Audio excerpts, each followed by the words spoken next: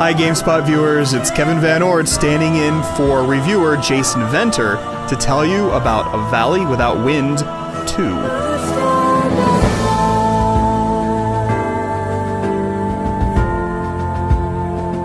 A Valley Without Wind 2 has you performing a fairly standard task for a video game, wiping out the evil that plagues the land. It's the way the game has you doing it that makes it stand apart. This is a combination action platformer and turn-based strategy game. And if you don't consistently pay equal attention to both aspects, you could make critical mistakes that cost you victory. If you're ready to embrace this unusual and demanding mix, you'll find A Valley Without Wind 2 to be both surprising and gratifying. Your first sight is a colorful, randomly generated world. There are a few units scattered about, and you need to move them to spaces where they can search for resources, rescue additional soldiers, and so forth. Troop deployment is only the first half of your turn, however. Once you have directed all of your soldiers, you can then enter an action stage. Here, you fire various spells at enemies as you leap and run ahead, sometimes entering structures to find new pieces of armor or additional ammo for your most powerful spell. Each turn concludes when you smash the wind generator at the end of the level. Without ending a round, it's also possible to enter certain stages and look for loot or level up your character. A failed attempt at an action stage sends you back to your home base and lowers your troop morale, which makes your units less effective against the monsters that travel across the world map. You must also worry about the powerful sorcerer Demonica. He moves around the map and eliminates any soldiers that cross his path.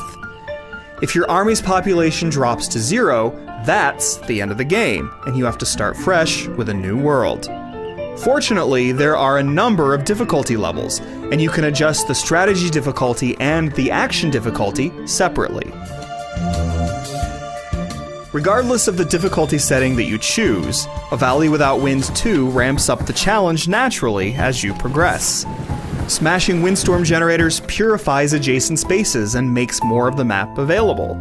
Sometimes that's bad news if you cause a tower to activate and start spewing monsters, but often it means that you can access new stages that provide you with the gear you need to eventually trounce Demonica. Monsters grow more powerful as you progress, so you put yourself at a real disadvantage if you're not careful.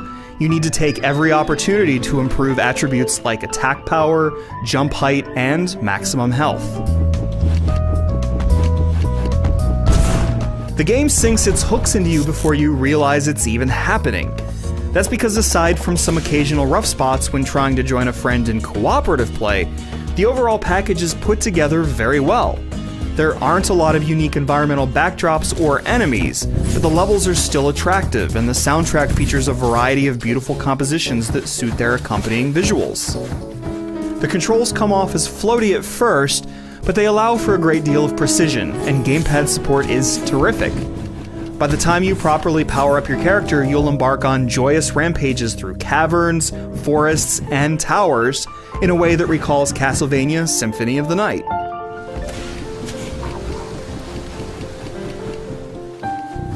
Give it a chance, and A Valley Without Wind 2 will surprise you in all the right ways. Its addictive blend of classic platforming and basic strategy makes every victory meaningful and every failure devastating. And having a powerful sorcerer chasing you across the overworld raises the sense of danger even higher. The end result is welcome proof that sometimes a game can cover familiar ground and still feel fresh and new. Just keep in mind that you may not want to stop playing until you've destroyed every last generator and finally ensured that the valley once again lives up to its name.